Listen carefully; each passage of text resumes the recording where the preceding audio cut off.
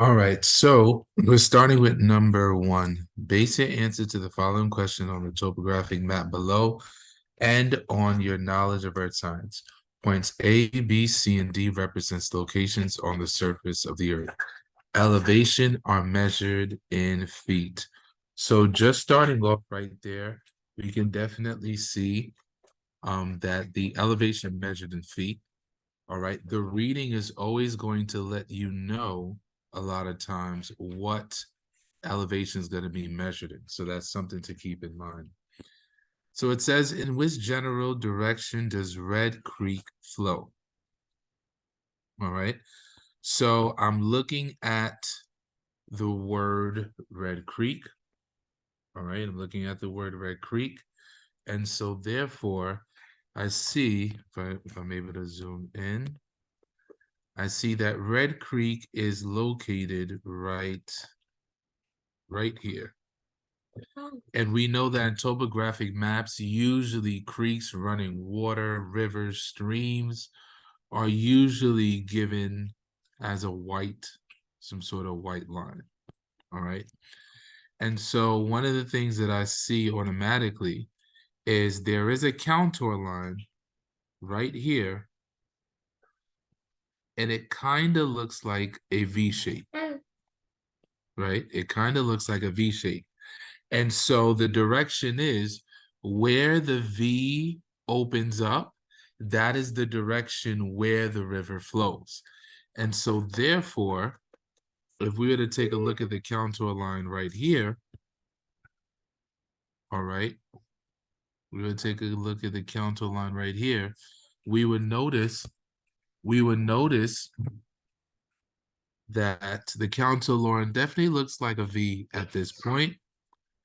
And so therefore, because of the fact that it looks like a V, therefore, I know that it's opening up in this direction.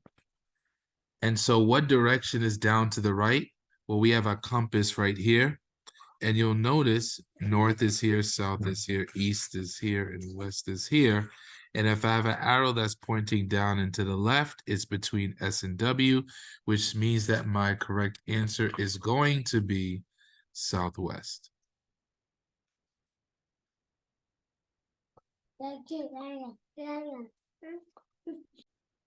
All right, so number two, base your answer to the following question on the map below, which shows coral reef distribution and diversity, number of different coral types around the world. Isolines on the map represents the number of different types of coral. Coral reefs are found mostly in shallow tropical waters and do not grow.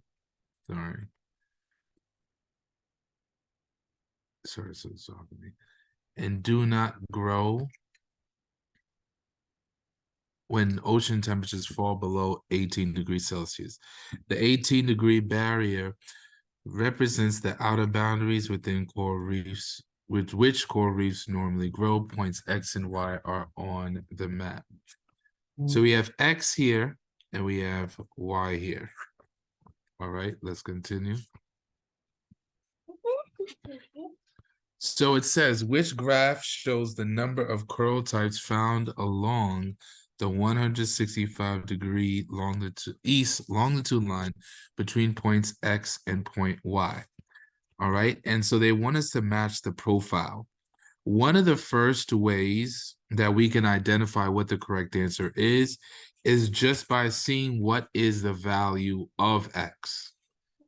And so in this case, I'm already seeing the fact that each line goes up by 10, right? I see 10, 20, 30, 40, 50, 50, 40, 30, 20, 10. And so that must mean that therefore that X must have a value of 0, right? And Y has a value of 0.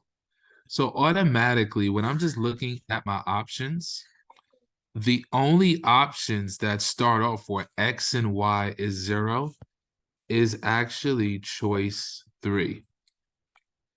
All right. But if we keep looking, let's just keep looking to see how else we could end up solving the problem. So if I take a zoom here, right, I look at X and Y, I'm going to write down pretty much as X crosses to Y, I'm going to pretty much write down what exactly am I seeing as far as when X and Y is crossing the X and Y line. So I see 10 is here. So I got a value of 10. I'm just going to write down 10. Make it bigger, right? And so next it hits is 20. After that, it hits 30. Next, I see it hits the 40 line. Next, I see it hits the 50 line. And then it hits the other 50 line. Then the 40 line. Then the 30 line. Then the 20 line. Then the 10 line. And 0. So just by following these patterns where I see 10, 20, 30, 40, 50, 50, 40, 30, 20, 10, I can see a pattern that as you travel from X to Y, the numbers are gradually getting bigger, right? And remember, at this point, the numbers are greater than 50, and then it's going back down to 0. And so the graph that shows me that also is choice C, where I'm starting at 0. I'm ending at 0. It's gradually going up, right? It's gradually going up all the way to greater than 50, but not crossing 60 and going back down. None of the other options are starting at 0. And some of the other options, for example, if I look at D says that it reaches a maximum of 50 when we know it's greater than 50. And B shows that it's gradually decreasing, right? Which that's not happening. And A shows that there's a long period of time at which it rests on the value of 50. And looking at our X and Y, we know that during this period of time right here, we can see that it's definitely greater than 50 at this point. And so the correct answer is choice C. All right, number 3. The topographic map below shows 2 hills labeled A and B. The tributary systems labeled X and Y have the same volume of water. Now, I added this point here. Streams flow faster in areas that have a steeper landscape. So that is something to definitely keep in mind. So the question says, which statement is best supported by the map? Which statement is best supported by the map? All right. So when I'm looking, I see that hill A and hill B, right? We know that it can definitely not be choice A and not be choice B. Why is that? Because if you notice, hill B and hill A have the same number of contour lines on their hill. I see 1, 2, 3, and 4. When I'm looking at hill A, I see 1, 2, 3, and 4. Remember that each contour line represents elevation, right? Each contour line represents a number of elevation, right? And so therefore, we know that because of the rules of contour lines, each line is going up by the same value. So if I have 4 counter lines to get to the top of A and another 4 counter lines to get to the top of B, that's letting me know that their elevation can generally be the same. We can't say that hill A is higher than hill B, and we can't say that hill B is higher than hill A because they have the same number of contour lines, meaning that they have the same levels of elevation. Now, when I'm taking a look and I wanted to know, how can I tell which stream flows faster? I have to see which area has a steeper landscape.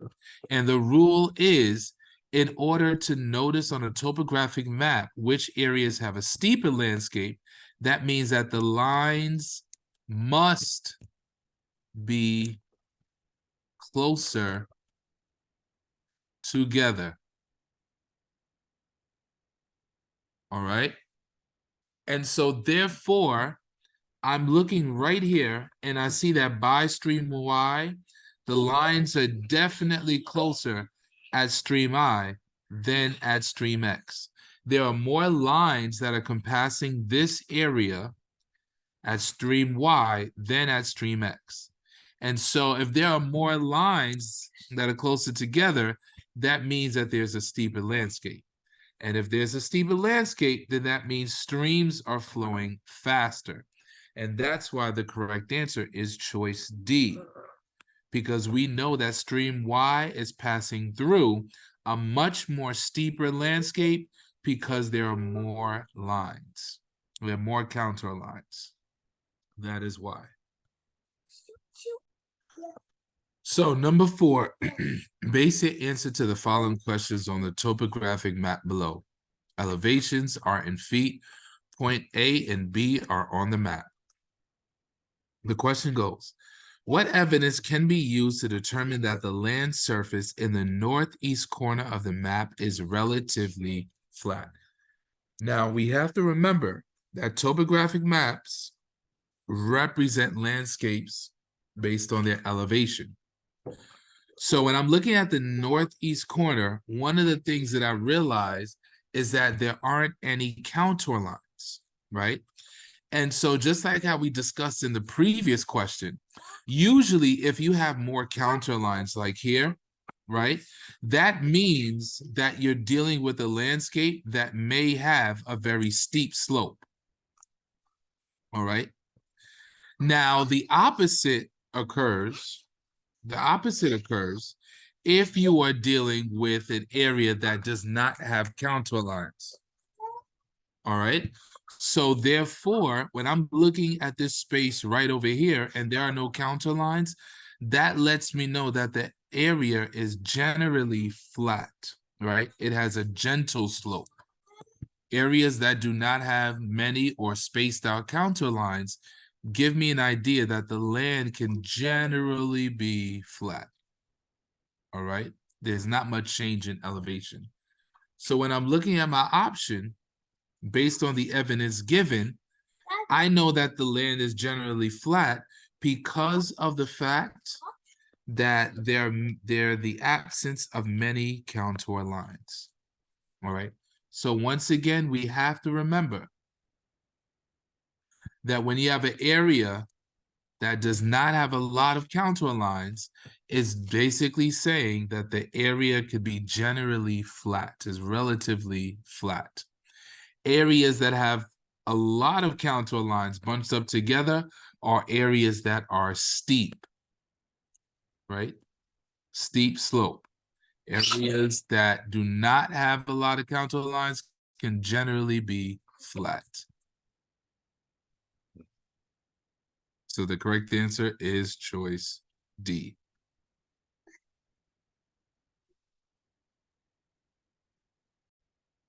Number 5, base your answers to the following questions on the topographic map below. Points A, B, C, D, and X represents locations on the map. Elevations are measured in feet. And so when we take a look, the question goes as follows. What is the highest possible elevation on point X of Rock Mountain? So when we're getting a question that we're asking what is the highest possible elevation, one of the most important things for us to know is what is the contour interval? Meaning, how much does each line go up and down by? And so when we take a look, I see 1,000 here. I see 1,500 here. I see that it takes me 1, 2, 3, 4, 5 lines to get from 1,000 to 1,500. So I need to find out how much is each line going up by. So one of the ways that you can find out is I'm just going to take two counter lines that I know, 1,500 and 1,000. Those are two counter lines that I see that's visible. And I'm asking myself, how many lines do I need to cross to go from a 1,000 to 1,500? I'm not counting the line where I started. And I see that it's 1, 2, 3, 4, and 5. So if I know it takes me 5 lines to get from 1,000 to 1,500, when I do the math, I get 500 divided by 5, and that gives me 100 feet. So my contour interval is 100 feet. All right, that's the first thing. Now, I'm going to go ahead and I'm going to label my contour line. So if C is at 1,500 and each line is going up or down by 100, remember the rule is that as you're heading towards the center of a mountain or a hill, the elevation is going to get higher and higher. When you're seeing counter lines within counter lines within counter lines, the number is getting bigger as you're heading towards the center. So therefore, that means that this counter line is 1,600, right? And because point X is inside of the 1,600 counter lines, that means that X has to be greater than 1,600. X has to be greater than 1,600. However, it has to be less than what? It has to be less than 1,700 because there isn't a 1,700 counter line. And so when I know that X has to be between 1,600 and 1,700, what's the maximum that I can go without crossing 1,700? 1,699 feet. And that's why the correct answer in this case is going to be choice D.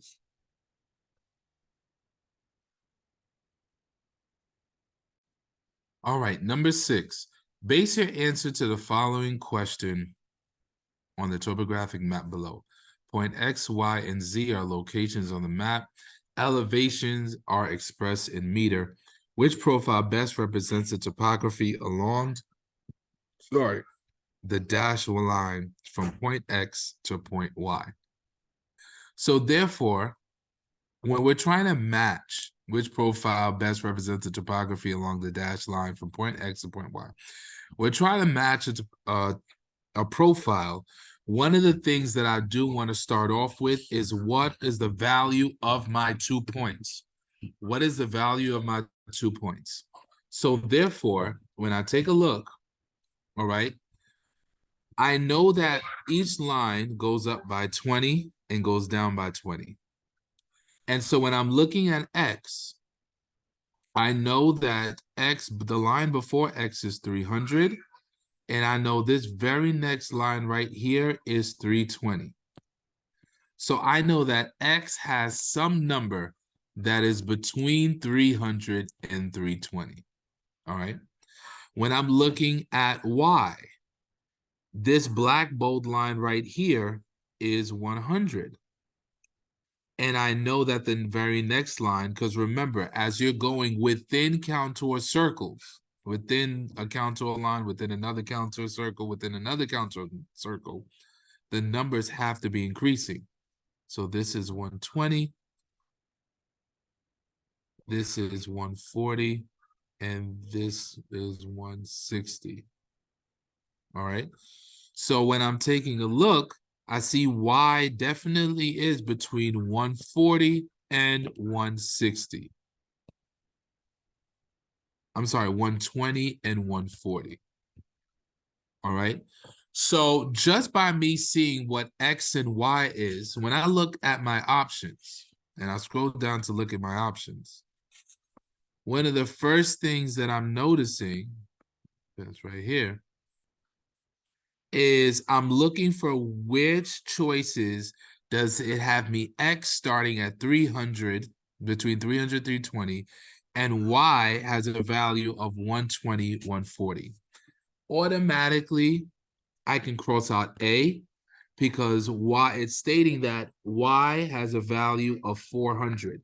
And we just said that Y has a value of 120 to 140. So it can't be A. All right. I'm also looking, and it can't be C either because Y is supposed to be between 120 and 140, and yet it's telling me that it's greater than 200. All right. Now that leaves me in my options of either B or D. Now, if you're taking a look, Y definitely for D looks very, very low, close to 0. So you can kind of already rule out that is going to be choice B. But let's, for the sake of this argument, now we just know for a fact it can't be A or C. All right. So when I go back to my map now, and I want to know describing what is taking place as I'm walking from X to Y, as I'm walking from X to Y. So automatically, I know that from here to this point right here is the top of this hill. So I know that my elevation is going up, right? Then one of the things that I realize is from the top of this hill, I notice that my numbers are going to be going down to 100. All right, at this point. So I know that my elevation is going down. My elevation still continues because if I label, right, the ocean 0, 20, 40, 60, 80, and this black bold line's 100. All right.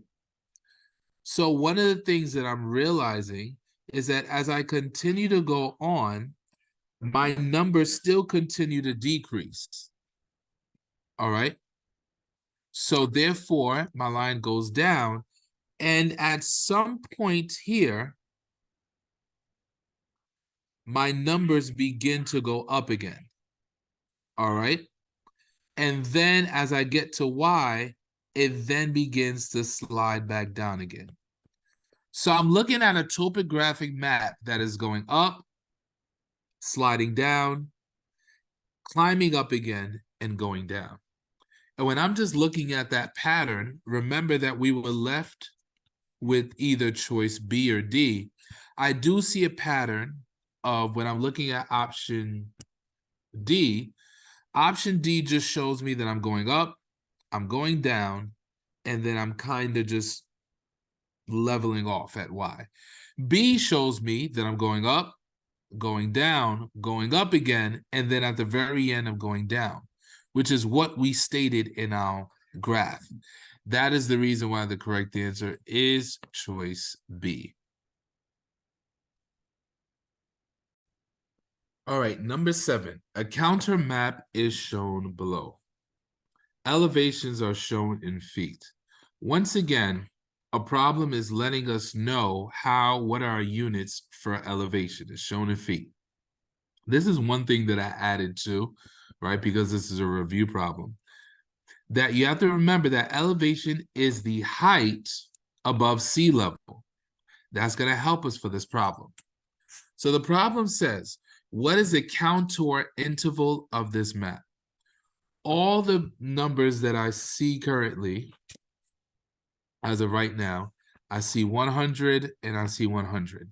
I don't see any bigger numbers and I don't see any smaller numbers. So I can see how this can pose to be a problem. All right. Now, what's very important, though, is I see the borderline, right? This line right here that separates the land from the ocean. Now, elevation is the height above sea level, right? And so therefore, if you are at sea level, then what would your elevation be? Your elevation would be 0. And so we know that the elevation by the ocean, right, is going to have an elevation of 0, right? The ocean is technically at sea level. So if I know that it's 0 here, and I know that it's 100 here, there are two ways that you could have done this. you could have done the trial method. What I mean by the trial method is you could have tested it out, and I'm just going to do the trial method for one of them. All right, give me a second. Here we go. So let's say if I thought that it was going to be 10 feet, right? Let's say if I thought it was going to be 10 feet, and I know my elevation at this point is 0, I would have tested it out. I see 0, 10, 20, 30, 40, 50. Oh no. Where I wrote my 50 as a value for this counter line, I see 100. So that lets me know that this can't work. If you're ever given a multiple choice problem, or just in general, where they give you options of what the counter or interval could be, you can do the trial and error method, okay? The other way that you could have done is, now that I know that my ocean has a value, elevation 0, and at this point is 100, I know that it takes 1, 2, 3, 4, 5 lines. It takes me 5 lines to get from this 0 elevation to 100. And so therefore, if I wanted to know the counter interval, right, I would subtract 2 values of a counter interval, and I divide it by how many counter lines I have to cross to get from 0 to 100. And when I count, it takes me 5 lines to get there. 100 divided by 5, and that gives me 20. All right. And let me check my answer. All right. So you do want to check your answer. So if the ocean has an elevation of 0, and each line I'm saying is going up by 20, 20, 40, 60, 80, 100. My counter line does match. And one of the things to keep in mind is that the counter interval is the same throughout the entire map. So even if I went on this side, starting with the elevation of 0, all right, starting with the elevation of 0, you would have seen 0, 20, 40, 60, 80, 100. And when you follow this line right here, that's okay, it matches to the 100 value right here. And so that's why my correct answer is choice C, 20 feet. All right, so it says number 8. Basic answers to questions 8 through 11. Basic answers to questions 8 through 11 on the topographic map below and on your knowledge of earth science. One of the things is just very important, I emphasize to read, all right, because they can give you a diagram, and that diagram can be used to cover a multitude of questions. So we know this diagram we're going to use for numbers 8 through 11. The map shows features and counter lines in the regions of a proposed airport. Line AB is a reference line on the map. Points X and Y represent surface locations along a creek. Elevation are shown in feet. Elevation are shown in feet. All right, so number 8, it says identify the general compass direction towards which Chris Creek flows. So I see Chris Creek right here. And one of the things I also notice is this white line represents running water, right? It could be a stream, creek, river, whatever the case may be. And so I need to know the general compass direction towards Chris Creek flows. All right. I see it's pointing me where north is, right? So I just want to go ahead and include south, east, and west. South, east, and west. All right. And so when I'm looking at Chris Creek, I can choose any contour line. And you'll notice that the contour lines kind of look like a V, right? Tilted in another direction, but they kind of look like V's, all right? And the rule is that wherever wherever the V, right, when the contour line opens up like a V, that is the direction where the river or the creek flows. So because it seems as though that the V's are opening up down to the left, right? This is the direction that the stream is flowing. Down and to the left. All right. Once again, I just want to show you. I choose any contour line, right, that's crossing the creek, and it looks to be like a V where the creek is intersecting. And so therefore, I see that the V's open up, down, and to the left. And so therefore, I know that my compass direction is pointing down and to the left. So when I see that, what is my compass direction that is pointing down and to the left? It is somewhere between S and W, south and west. And so my answer is southwest. So number 8, my answer is southwest. Number 9, describe how the counter lines provide evidence that the land is flat enough for an airport of this size to be built at the proposed location. So when I'm go ahead, the proposed location is located right here. And it says, describe how the counter lines provide evidence that the land is flat. All right. I already know when I'm dealing with a topographic map, there's only one piece of evidence that tells me that a particular land or location of a land is going to be generally flat. And we answered this in the previous question. The rule is that if there aren't any contour lines near that area, so ask yourself, in this proposed area, do we see any contour lines around here? No, we don't. And so because there isn't any contour lines in this area, right? That lets me know that there isn't a lot of change in elevation. So because there aren't any contour lines, that is the reason why this is enough evidence that the land is flat enough, all right? So you could have said any of these options right here for number 9. You could have said, you could have said that the counter lines are spread far apart here. That would be an answer, that's fine. You could have said no counter lines pass through this area, so it's relatively flat. You could have said wider space counter lines show a flatter area. If your answer surrounds any of these 3 options, then you are correct for number 9. All right, number 10. It says calculate the gradient along Chris Creek between location X and Y. Label your answers with the correct units. All right. So if we remember the gradient formula, it's on the first page of our reference tables. And the gradient formula is located right here. Change in field value over the distance. Change in field value over the distance. All right.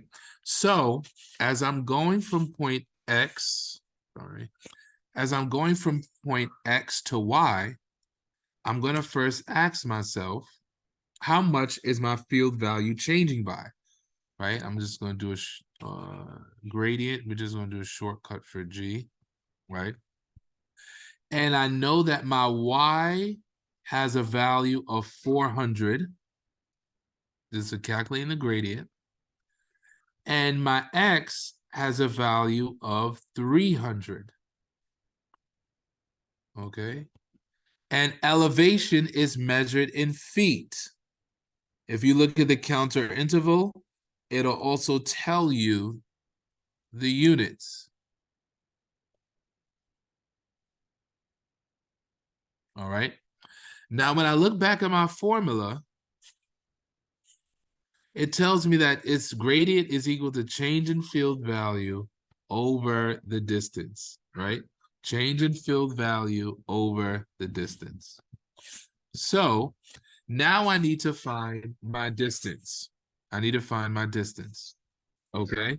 So therefore, I'm dividing by the distance. Sorry for the background noise. I apologize. All right. So to find my distance is going to require me using the scale. So when I go from point X to point Y, right, taking your scrap paper, you're going to draw a straight line from X to Y. All right. Soon after you do that, you're going to take that length and you're going to bring it to the scale. And when I bring it to the scale, you'll notice that at this point, you'll notice that my distance ends up being a little short of 2.5. So let's say 2.4. All right. So my distance ends up being, and if anybody's wondering how, right over here, right? It's a little shy of 2.5. So let's say about 2.4. And so now my distance is 2.4. My units is miles. And when I get on my calculator, right, after I simplify, 400 minus 300 gives me 100 feet divided by 2.4.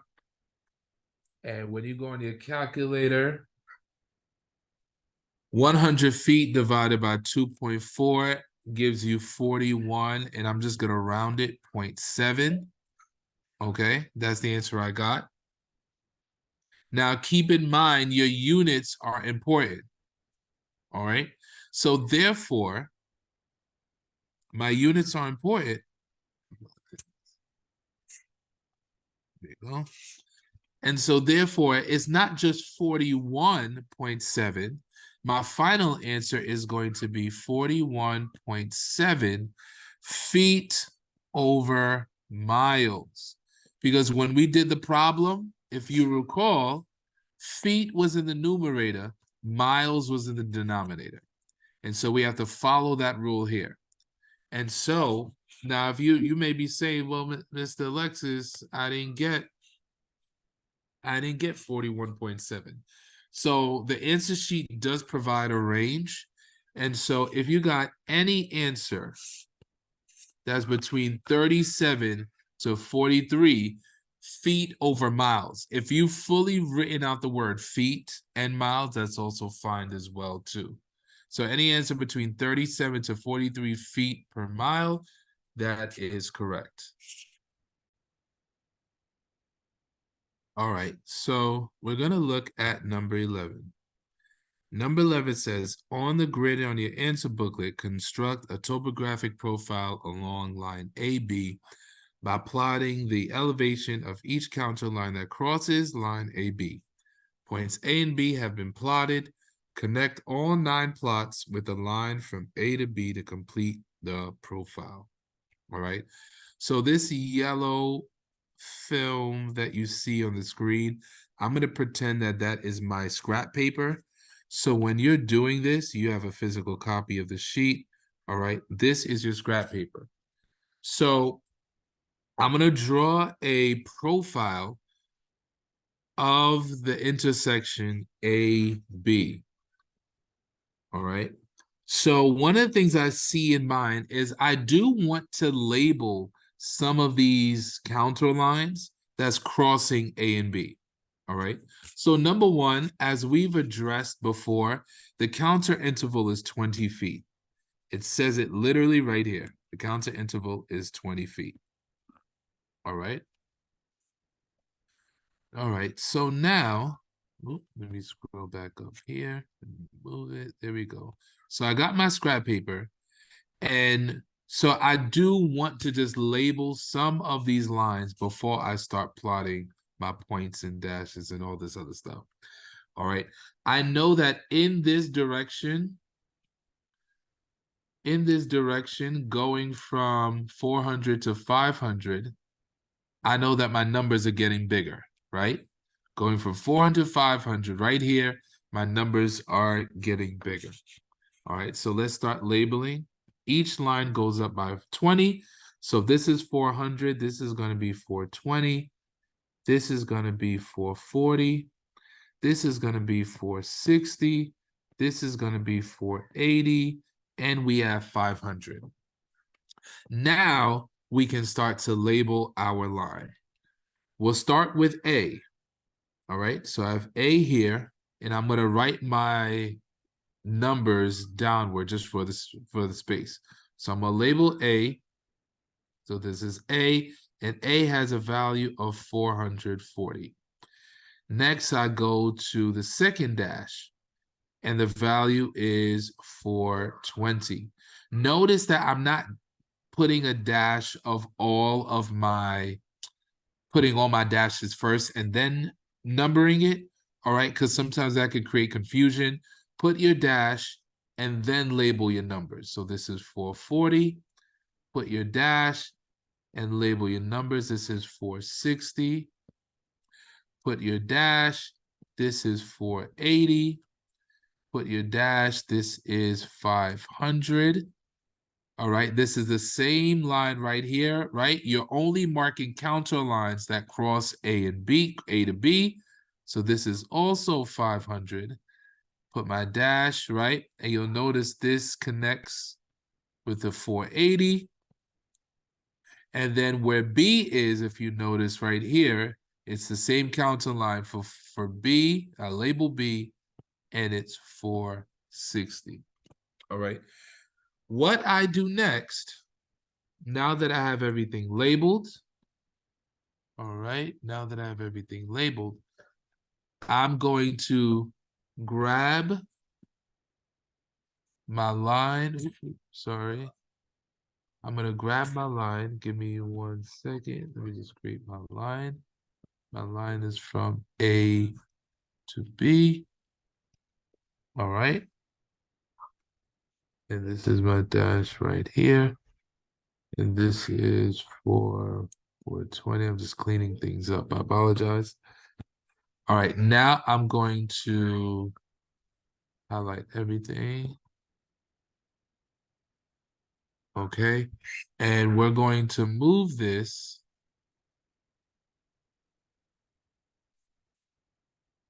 We're going to move this down to our screen, and we're going to slide this all the way to our profile. All right, we're going to move this all the way to our profile. All right, and so I'll go ahead. Oops, give me 1 second. Apologize. All right, so here we go.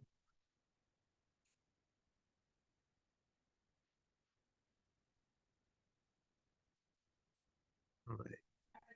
So at this point, I know I have a little bit of issues that's going on here, but I just want to show you once you marked and plotted your lines, basically, this is the answer that you should get. All right. So remember, I had 440. Remember, I had 420, 440, 460, 480. What's important is when you have 2 points that have the same elevation and you're deciding whether to have an overhand loop or underhand loop, I always like to refer to how is my line moving as I'm connecting the dots, right? I'm moving upward, moving upward, moving upward. It'll be an overhand loop as I connect all my dots. I would definitely encourage, if you look on Teams, all right, I posted videos of step-by-step of how to draw a topographic map profile. So I encourage you to see that as well. And so this is how your graph, your profile should be, all right? Keep in mind that if this loop touches your 520 line, it would be incorrect. Make sure that's correctly spaced, just like how you measured your dashes, right? You had your dashes here. So make sure that it's in the correct spacing. And that's what it'll be for this question. Number 12, base your answers to the following question on the topographic map below and on your knowledge of earth science. Partially drawn counter lines are shown on the southern portion of the map. Points of elevation are recorded in meters. Points A, B, C, D, B, C, and D represent locations on Earth's surface. Line A, B, and dashed line C, D are reference lines.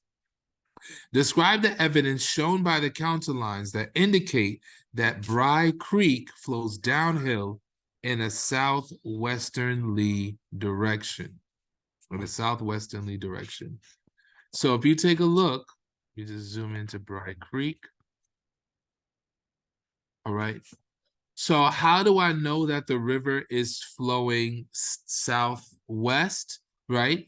If you notice, the counter lines open up like a V shape, and the direction where the counter lines open up like a V shape, that points to wherever Bry Creek is flowing.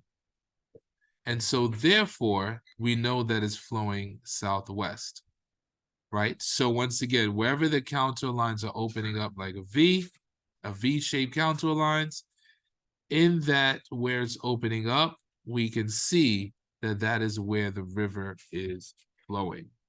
And so you could have said any of these responses, all right?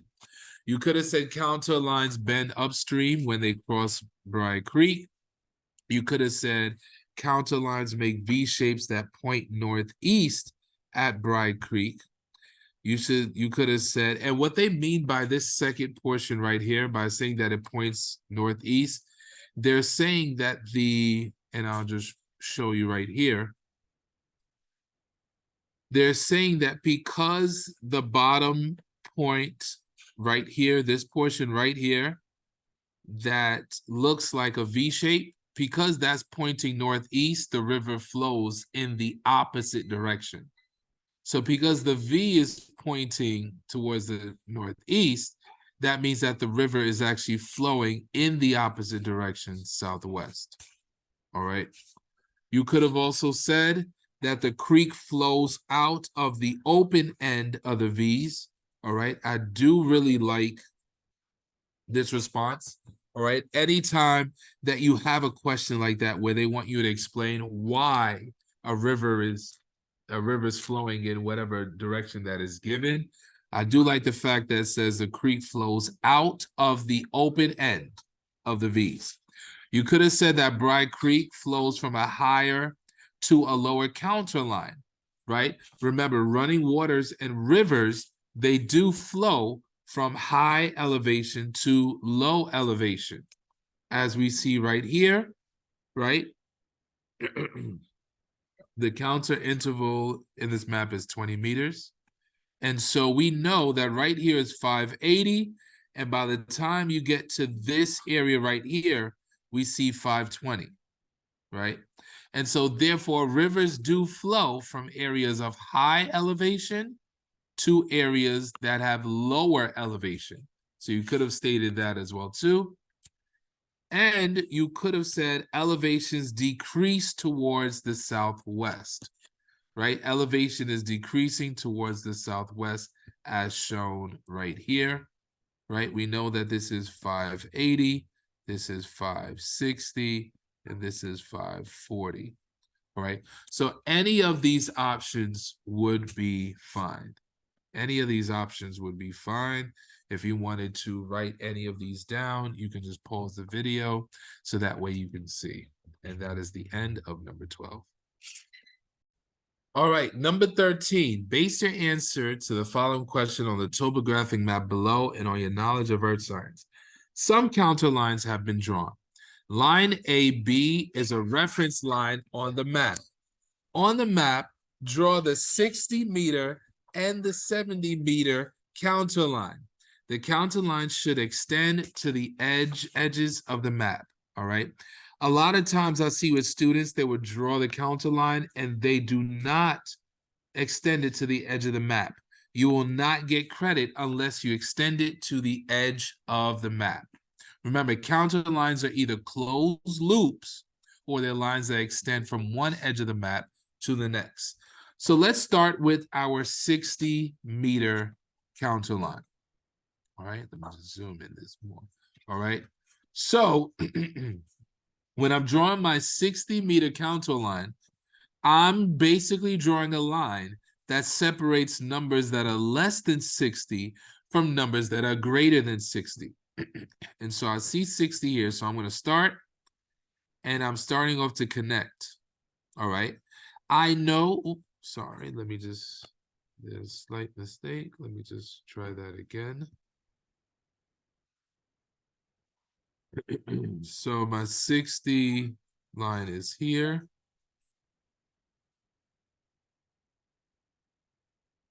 Sorry, here we go. Now I see that 60 can go between 55 and 68. So I'm going to continue this line and making sure my 60 line does cross the 60 dot value. All right. Now 60 doesn't go between 68 and 69. 60 does not go between 68 and 69. So therefore, I cannot pass through here. So what I'm going to do is I'm going to head upwards, right? 60 can pass between 57 and 61. Sometimes I may even want to just to draw a dot here and to continue to help me know of where I'm drawing my 60 counter line. All right. 60 does go between 57 and 61, and it does go between 58 and 63. And I see my 60 dot here. As I continue, I'm going to add a dot where 60 would be. 60 is between 58 and 73. So I'll continue on connecting the dot, and I'm connecting my 60 value. When I get to this point, I ask myself, where would 60 be? Well, 60 is before 57 to 64. So therefore, I'm going to extend it, and there goes my 60 iso line. All right. Now to draw my 70. All right. So I have my 70 right here. I want it to extend to the edge of the map, right? 70 is not between 67 and 69. However, it is between 69 and 71. So I'm going to take my line, and I'm going to draw it in between here because that's where 70 would be. Now, as I keep going, I got to find where would 70 be. Will 70 fit between 72 and 78? No, it will not. So I can't take that route. However, 70 can go between 69 and 72. So I'm going to continue my line and draw in between 69 and 72. All right. As I continue, 70 is between 73 and 68. So that means my 70 contour line is going to be in between. Make sure, very important, that I'm not crossing my dots, right? Because it's not a 70 value. All right, as I continue, I do see a 70 line that I'm going to connect here. And I know I can continue going this way because guess what? 69 and 79, 70 is in between. So I'm going to continue to keep going. All right. Now, as I pause here, where can 70 go in between? 70 cannot go in between 70 and 78. It can't go in between 78 and 75. It can go between 75 and 68. So as I connect my line and I'm connecting my 70, and I pause here to see where do I go next. 70 cannot go between 68 and 63. However, it can go between 68 and 73. And so I'm going to continue my line, extend it over. And now at this point, as I'm looking, right, 70 can go between 65 and 74. So therefore, I'm going to continue on. And where I end up, where can 70 be in between? 70 can't go between 64 and 67, but it can go between 767 and 75. And as you take a look, it connects right here. And therefore, I'll just label it. I got my 70 line, I got my 60 line, and we are good. And you could always go to just check to see if your isolines is correct. When I'm looking at my 60 line, are numbers that are less than 60 separated by numbers that are greater than 60? I do. I see numbers that are less than 60 above it. I see numbers that are greater than 60 below it. And the same thing with the 70 isoline, Yoto line. Numbers that are greater than 70, I see they're below it. Numbers that are less than 70 are above it.